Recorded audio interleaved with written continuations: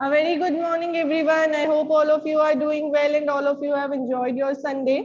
चलिए आज की क्लास हम स्टार्ट करेंगे। ऑर्गेनाइजिंग वाला चैप्टर रनिंग था, उसको डिस्कस करने से पहले हम डिस्कस करेंगे सैटरडे को आई गई अपडेट के बारे में बात करेंगे। राइट, सैटरडे को बोर्ड ने अपडेटेड सिलेबस इशू कर दिया और उन्होंने बता दिया कि कैसे टर्म 1 और टर्म 2 में हम अपना सिलेबस डिवाइड करके कैसे पेपर लेने वाले हैं।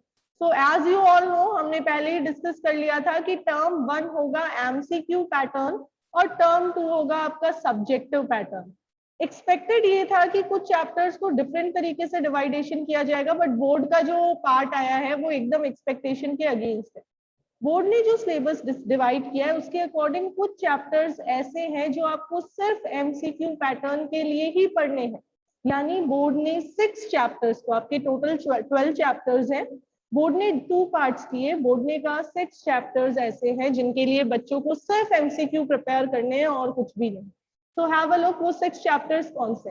देखिए, term 1 MCQ based paper, 40 marks का पेपर होगा, ड्यूरेशन रहेगा 90 मिनट्स। आपका जो 100 मार्क होता है उसको 50-50 में डिवाइड कर दिया। 50-50 में से भी 40 + 10, 40 का पेपर और 10 का project work.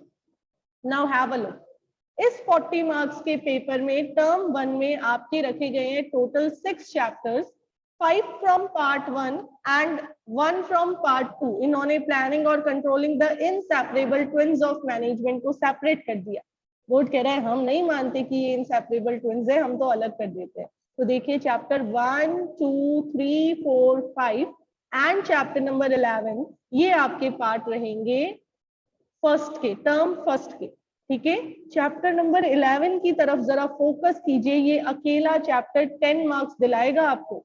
Out of 40 10 marks का पेपर है आपका। पेपर जो आएगा वो आपका आएगा चैप्टर नंबर 11 से, जो हम ऑर्गेनाइजिंग के जस्ट बात करने वाले हैं। ठीक है, जैसे ही हमारा ऑर्गेनाइजिंग कंप्लीट होगा हम चैप्टर 11 ही करने वाले हैं।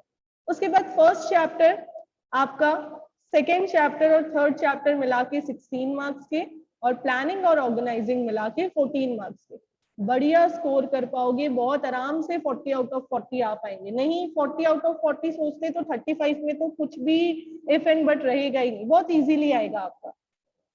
प्रोजेक्ट वर्क 10 मार्क्स का। अब देखो, हम डिटेल में पढ़ रहे हैं कौन से चैप्टर में से क्या डिडक्शंस हुए। तो चैप्टर 1 और चैप्टर 2 में से कुछ भी डिडक्ट नहीं हुआ है, पूरे चैप्टर आपके सिलेबस का पार्ट है। चैप्टर 1, चैप्टर 2 एंटायर चैप्टर आपके सिलेबस का पार्ट है।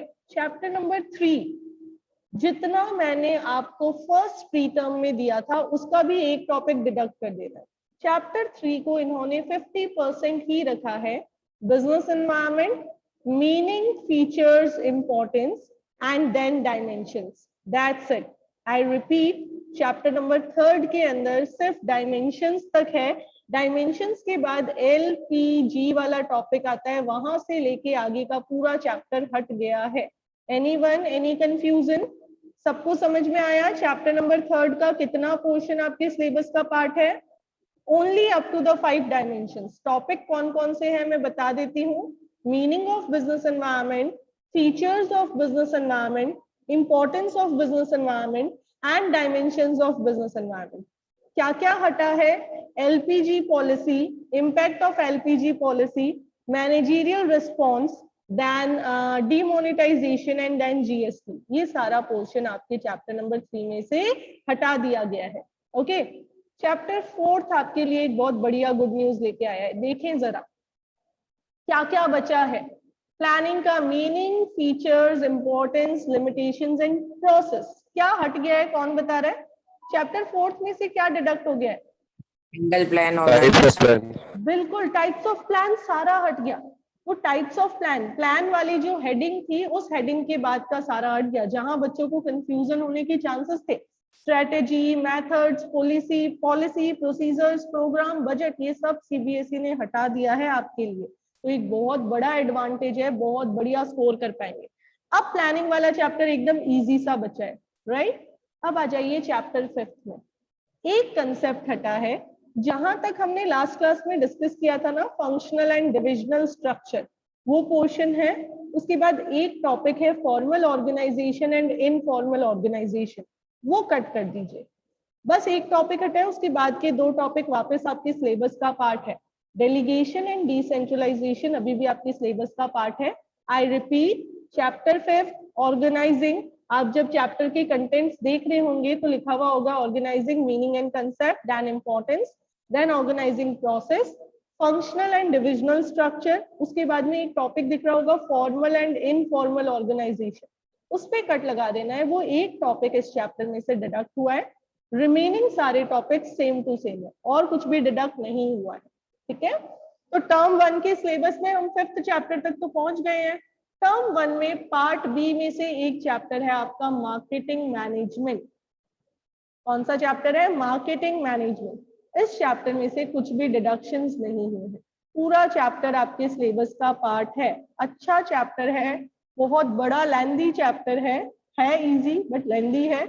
10 मार्क्स दिलाएगा ये चैप्टर आपको, 10 क्वेश्चंस इसमें से आएंगे और आप मान के चलिए बहुत आसानी से हो जाएगा। ठीक है, ये पार्ट 1 आपका कंप्लीट हो गया है। डिडक्शंस मैंने आपको बता दिए हैं। First deduction is from chapter number 3, then from 4 and then from 5। तीनों में से कुछ कुछ डिडक्ट हुआ है, आई हैव एक्सप्लेन्ड यू। अब देखिए प्रोजेक्ट वर्क की बात कर लेंगे, रुक के टर्म 2 की बात करते हैं। टर्म 2 में क्या क्या है? Staffing, directing, controlling means chapter 6, 7, 8, जिसमें से हमने 8 कर लिया है। चैप्टर 9, 10 एंड 12, इनमें से आपका सब्जेक्टिव पेपर बनेगा, यानी आपको जो प्रैक्टिस करनी होगी वो रिटन प्रैक्टिस करनी होगी। ठीक है, और इस सब्जेक्टिव में एमसीक्यूज नहीं आने वाले हैं। पहले तो क्या होता था, सभी चैप्टर्स में से एमसीक्यूज भी आते थे, अब इनमें सिर्फ सब्जेक्टिव पोर्शन ही आएगा। अब इसमें क्या कटा है? कुछ भी नहीं। ये जो चैप्टर है इसमें से कुछ भी नहीं कटा है। स्टाफिंग वाला पूरा चैप्टर आपके सिलेबस का पार्ट है, डायरेक्टिंग वाला पूरा चैप्टर आपके सिलेबस का पार्ट है। कुछ चीजें हटा दी गई है, वो मैं आपको जब चैप्टर करवाऊंगी तो पता चलेगा। कम्युनिकेशन वाला जो टॉपिक है, उस कम्युनिकेशन वाले टॉपिक में barriers to effective communication and measures to overcome the barrier, अगर आप चैप्टर ओपन करके बैठे हैं तो आप कर सकते हैं कट। कम्युनिकेशन वाला पार्ट इन चैप्टर नंबर 7, उसमें बैरियर्स टू इफेक्टिव कम्युनिकेशन करके एक टॉपिक है और उसके बाद है measures to overcome the communication barrier. वो आपके सिलेबस से दोनों टॉपिक्स हट चुके हैं, यानी चैप्टर 7 में एक डिडक्शन है। ठीक है, चैप्टर नंबर 7 का डिडक्शन मैंने आपको बता दिया। न्यू बुक में अगर सुपरविजन का टॉपिक दिया हुआ है तो वो भी हट गया है। सुपरविजन डायरेक्टिंग का एक पार्ट होता है, वो भी हटा दिया गया है। वैसे शायद न्यू पूनम गांधी में सुपरविजन है नहीं। कंट्रोलिंग की बात करते हैं। हाँ जी राहुल बेटा, you can unmute and speak. Ma'am मैं ये पूछ रहा हूँ, आपने कितना करवा दिया मैम इसमें से? बेटा हमने चैप्टर 1, 2, 3, 4 तो पूरे कर लिए और चैप्टर नंबर 5 हमारा हाफ हो गया, चैप्टर नंबर 8 हमारा पूरा हो गया। फिर से करवाओगे मैम? फिर से नहीं करवाऊंगी, रिवीजन जरूर करवाऊंगी। अभी आप अब से रेगुलर रहिए, जो पार्ट रिवीजन में लेना है वो बिल्कुल लेंगे, क्योंकि टर्म 1 का सिलेबस हमारा नेक्स्ट मंथ में कंप्लीट हो जाएगा। ठीक है, हम अब प्रैक्टिस करेंगे और रिवीजन करेंगे। Is it okay? Okay ma'am. चलिए, तो देखिए जरा ध्यान से, कंट्रोलिंग में क्या टॉपिक हटा है, कौन बता रहा है? कंट्रोलिंग वाले चैप्टर में क्या हटा है?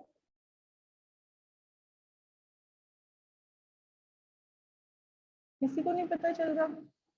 Even when we have relationship between planning and controlling. बिल्कुल, relationship between planning and controlling. देखो बोर्ड को पता है रिलेशनशिप में बच्चों को ये पढ़ाया जाएगा कि ये इनसेपरेबल ट्विन्स ऑफ मैनेजमेंट है, लेकिन बोर्ड ने क्या किया, इनको सेपरेट कर दिया। तो सेपरेट कर दिया तो वो टॉपिक ही हटा दिया कि आपको बताएंगे ही नहीं कि ये इनसेपरेबल ट्विन्स है, बट हमने तो पढ़ लिया। तो कंट्रोलिंग में एक टॉपिक हट गया है। उसके बाद चैप्टर 9 और 10 में कुछ भी नहीं हटाया गया है, पूरे चैप्टर आपके सिलेबस का पार्ट है। और चैप्टर नंबर 12 तो इस साल पूरा नया ही है, क्योंकि कंज्यूमर प्रोटेक्शन एक्ट 2019 नया एक्ट आ गया है, नए रूल्स आ गए, तो पूरा न्यू चैप्टर रहेगा आप लोगों के लिए, सब पहली बार पढ़ेंगे इंक्लूडिंग मी। ठीक है, तो ये हमारा पार्ट 2 का सिलेबस है और पार्ट 1 का आपको बता ही दिया गया है। बढ़िया डिवाइडेशन किया गया है, पार्ट 1 इजी है, पार्ट 2 के कंपैरेटिवली पार्ट 1 काफी इजी है। पार्ट 1 में हमने ऑलरेडी चैप्टर 1 to 4 अच्छे से कंप्लीट कर लिए, रिवीजन भी करवाया मैंने आपको। चैप्टर 5 हमारा रनिंग है और चैप्टर 11 अभी हमें न्यू करना है स्टार्ट, तो हम बहुत अच्छे से आराम से करेंगे। एक और चीज, कोशिश मेरी ये रहेगी पूरा सिलेबस टर्म 1 टर्म 2 दोनों टर्म का पूरा सिलेबस हम नवंबर तक कर लें, ठीक है। अक्टूबर तक तो नहीं हो पाएगा, कोशिश करेंगे नवंबर में। कुछ पार्ट अगर छूट जाएगा, कुछ 2-3 चैप्टर, तो उसको हम आपके टर्म 1 के बाद के लिए रखेंगे। हर चैप्टर के कुछ एमसीक्यूज आपको फॉरवर्ड किए जाएंगे पीडीएफ्स बना के, उनकी प्रैक्टिस जरूर करें, क्योंकि अब जब एमसीक्यू पैटर्न ही आने वाला है तो हमें उसकी अच्छे से प्रिपरेशन कर लेनी है, right. So we have discussed the updated syllabus. हमने सुन लिया है कि क्या क्या चीजें आपके सिलेबस का पार्ट नहीं है और क्या क्या चीजें आपके सिलेबस का पार्ट है, right. Now chapter number 5, yes it is a part of your term 1 syllabus MCQ pattern. अभी मैं आपको आज की क्लास में न्यू टॉपिक स्टार्ट नहीं करवा रही हूँ, because we are hardly having 10 to 15 minutes. हम इसी चैप्टर का एक रिवीजन ले लेते हैं। हमने ऑर्गेनाइजिंग में जो जो चीजें पढ़ी है हम उसको रिवाइज कर रहे हैं, राइट। ये आप देखिए, जो कंटेंट्स आपको दिखे हुए हैं ना, इस कंटेंट में आपको पता चलेगा कि कौन सा पार्ट आपके सिलेबस में से नहीं है। ये जो यहाँ पे दिया हुआ है ना, formal and informal organization concept, ये एक पार्ट आपके हटा दिया गया है, बाकी सब कुछ है। फॉर्मल एंड इनफॉर्मल ऑर्गेनाइजेशन हटा दिया गया है। यही हमारा आज का टॉपिक होने वाला था, बट हट गया है तो अब हम नहीं करेंगे। इससे पहले तक मैंने करवा दिया और इसके बाद का मैं अब करवाने वाली हूँ, तो पहले तक वाला पोर्शन रिवाइज कर लेते हैं। देखिए, व्हाट इज ऑर्गेनाइजिंग, बहुत ध्यान से सुनिएगा। रिसोर्सेस को अरेंज करना ऑर्गेनाइजिंग कहलाता है। जब मैं अलग अलग रिसोर्सेस को अरेंज करती हूँ, उस रिसोर्स अरेंजमेंट को ही हम ऑर्गेनाइजिंग कहते हैं। रिसोर्स अरेंजमेंट को ही हम क्या कहते हैं, ऑर्गेनाइजिंग कहते हैं। इसके दो कीवर्ड्स हैं जो आपको ध्यान में रखने हैं, resource arrangement and authority and responsibility relationship. ये सबसे ज्यादा इंपॉर्टेंट है, 1 मार्क क्वेश्चन आएंगे तो आप ये ध्यान के रखिए, ये समझ के रखिए कि कौन सा वर्ड इंपॉर्टेंट है, अथॉरिटी एंड रिस्पॉन्सिबिलिटी रिलेशनशिप। किसकी क्या अथॉरिटी रहेगी और किसकी कितनी रिस्पॉन्सिबिलिटी रहेगी, ये ऑर्गेनाइजिंग फंक्शन में ही डिसाइड किया जाता है, ठीक है। अब रिसोर्सेज कितने टाइप्स के होते हैं, 3 टाइप्स के, फिजिकल, फाइनेंशियल और ह्यूमन रिसोर्स। तो ऑर्गेनाइजिंग फंक्शन रिलेटेड है फिजिकल, फाइनेंशियल और ह्यूमन रिसोर्सेज का एक प्रॉपर अरेंजमेंट करने से, और उनको इस तरीके से सेट करना कि वो मोस्ट प्रोडक्टिव रिजल्ट दे सके। अब जैसे मैं कंप्यूटर एक्सपर्ट हूँ तो मुझे कंप्यूटर वाला रिसोर्स दे, मैं ह्यूमन रिसोर्स हूँ तो मुझे कंप्यूटर के साथ सेट करे, है ना। फिजिकल रिसोर्स मेरे साथ कौन सा है, कंप्यूटर। कोई अकाउंटेंट है तो उसके साथ फिजिकल रिसोर्स आएगा, कैश वाला सारा काम या फिर अकाउंट्स मेंटेन करने वाला सारा काम।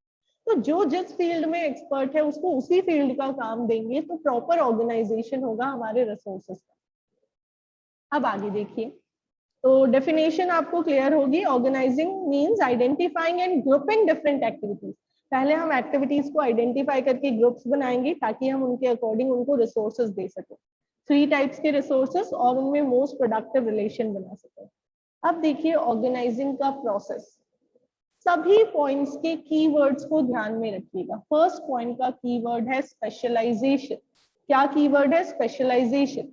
हम सबसे पहले क्या करते हैं, काम को आइडेंटिफाई करते हैं कि हमें क्या क्या काम करने हैं, और फिर उसका डिवीजन कर लेते हैं।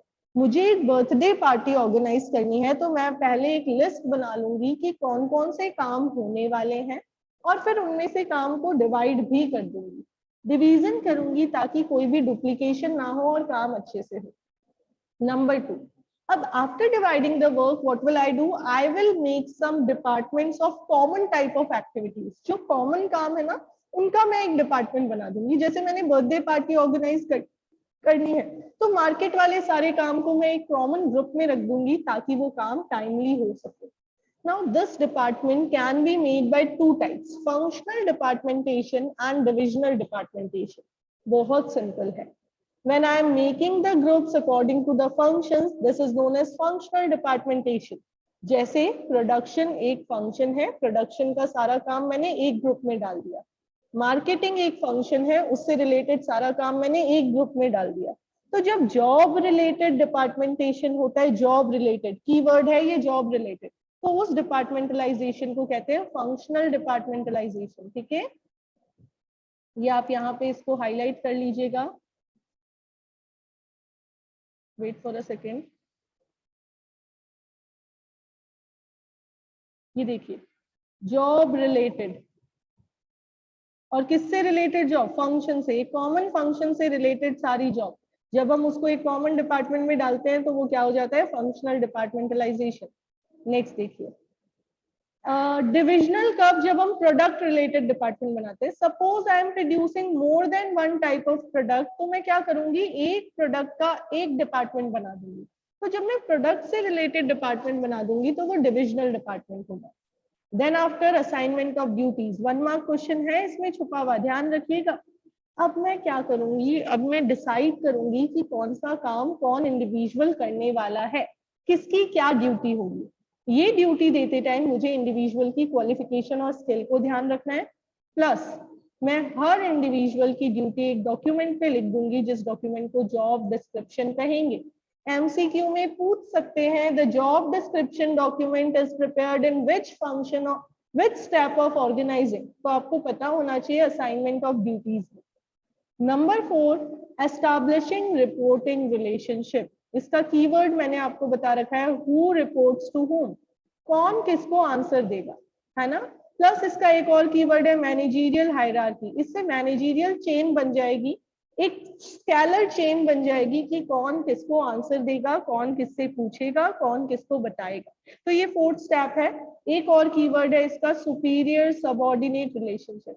जब एमसीक्यू पैटर्न आने वाला है तो आपको इन कीवर्ड्स पे स्पेशल फोकस करना है। सुपीरियर सबऑर्डिनेट रिलेशनशिप भी एस्टैब्लिश हो जाएगा। मैक्सिमम अथॉरिटी वाले लोग आ जाएंगे टॉप लेवल पे, मॉडरेट वाले मिडिल लेवल पे, और मिनिमम अथॉरिटी वाले आ जाएंगे लोअर लेवल पे। आगे देखिए, नेक्स्ट इफ आई टॉक, तो हमारा टॉपिक है इंपॉर्टेंस। अब आपको फंक्शन को दिमाग में रखना है और उसकी इंपॉर्टेंस याद करनी है, क्योंकि एमसीक्यू में ये भी आ सकता है, which among the following is not an importance of organizing function. तो कौन कौन से पॉइंट्स उसकी इंपॉर्टेंस में लिखने हैं, ये भी आपको ध्यान में होना बहुत जरूरी है।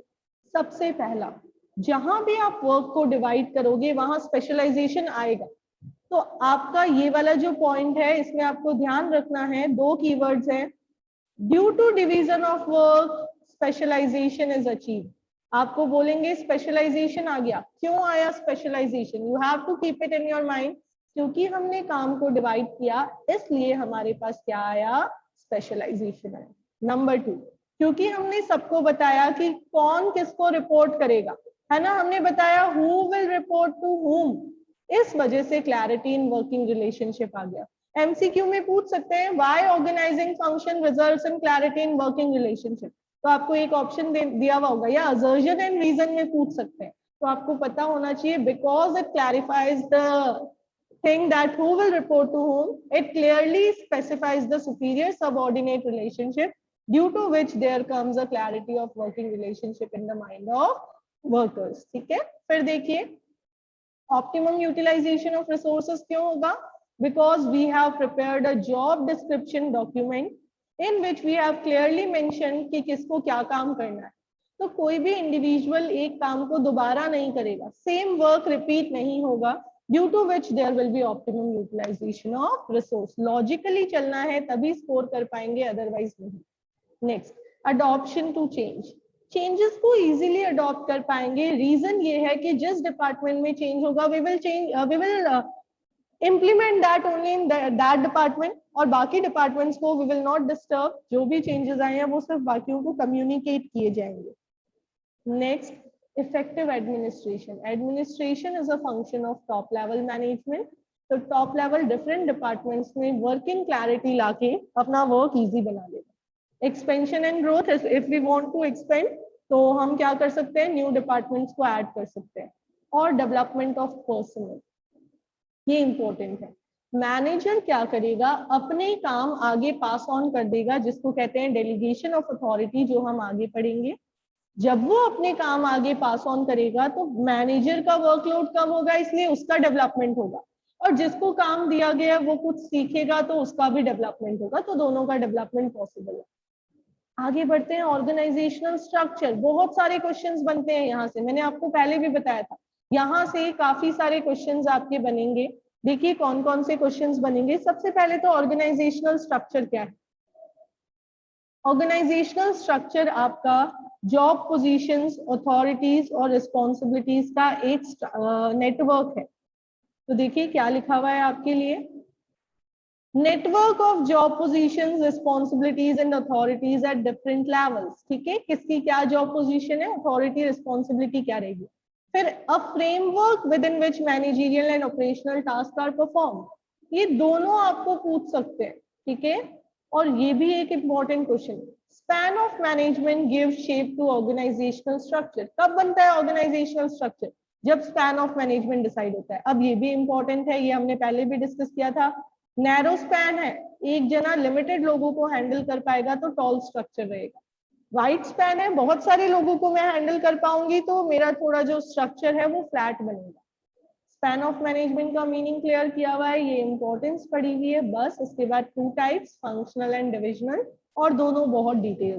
फंक्शनल क्या होता है ये भी बहुत डिटेल में, और डिविजनल क्या होता है ये भी बहुत डिटेल। फंक्शनल, जब मैं एक फंक्शन का एक डिपार्टमेंट बनाऊंगी, ये देखिए कुछ इस तरीके से, ये आपके फंक्शनल का चार्ट है। बोर्ड ऑफ डायरेक्टर है, बोर्ड ऑफ डायरेक्टर के अंदर में मैनेजिंग डायरेक्टर। अब देखिए ये प्रोडक्शन, मार्केटिंग, फाइनेंस और परचेज अलग अलग फंक्शंस होते हैं। प्रोडक्शन का एक डिपार्टमेंट, इस डिपार्टमेंट में सिर्फ प्रोडक्शन का काम होगा। मार्केटिंग का एक डिपार्टमेंट जिसमें सिर्फ मार्केटिंग रिलेटेड वर्क होगा। फाइनेंस का एक डिपार्टमेंट जिसमें सिर्फ फाइनेंस रिलेटेड वर्क होगा, और परचेज का एक डिपार्टमेंट। अब परचेज डिपार्टमेंट में चेंजेस करना है तो सिर्फ इसमें चेंज करके बाकी सबको कम्युनिकेट कर दिया जाएगा। फिर डिविजनल कब, जब प्रोडक्ट वाइज, देखिए मोर देन वन प्रोडक्ट बना रही हूँ तो ये टेक्सटाइल भी बना रही हूँ, कॉस्मेटिक भी बना रही हूँ, तो टेक्सटाइल का एक डिपार्टमेंट, इसके अंदर सारे अलग अलग सब डिपार्टमेंट्स। टेक्सटाइल डिपार्टमेंट में प्रोडक्शन भी होगा, परचेज भी होगा, मार्केटिंग भी होगी, फाइनेंस भी होगा। ऐसा ही कॉस्मेटिक डिपार्टमेंट में होगा, ऐसा ही मेडिसिन में होगा, और ऐसा ही सोप्स में होगा। तो जब आप मल्टी प्रोडक्ट बना रहे हो तो कौन सा है, डिविजनल सुटेबल है, और जब यूनि प्रोडक्ट ऑर्गेनाइजेशन है तो फंक्शनल सुटेबल। अब ये डिफरेंस अच्छे से कर लेना, बहुत सारे क्वेश्चंस बनते हैं यहाँ से। 1 मार्क में एमसीक्यू में पूछ सकते हैं, which among the following is most economical. 4 option दे दिए तो आपको पता होना चाहिए फंक्शनल स्ट्रक्चर इकोनॉमिकल है, डिविजनल में कॉस्टली ज्यादा होता है। ठीक है, तो ये आराम से आपसे हो जाएगा, कोई प्रॉब्लम नहीं आएगी। ये हमने कंप्लीट कर लिया है रिवीजन वाला पोर्शन। इसके बाद देखिए आपकी बुक में गिवन है फॉर्मल एंड इनफॉर्मल, ये आपको कट लगा देना। Formal and informal organization, topic number 5.5, it is no more a part of your syllabus. ठीक है, और अब हमें जो पढ़ना है वो इसके डिफरेंस के बाद से पढ़ना है। ये जो डिफरेंस दिया हुआ है इसके बाद वाला जो टॉपिक है वो आपके सिलेबस का पार्ट है, यानी topic number 5.6, delegation of authority, जिसको हम करेंगे कल की क्लास में। Okay, everyone. So I'm ending the class over here. Have a nice day. Enjoy yourself. Be ready for the next topic in our next class.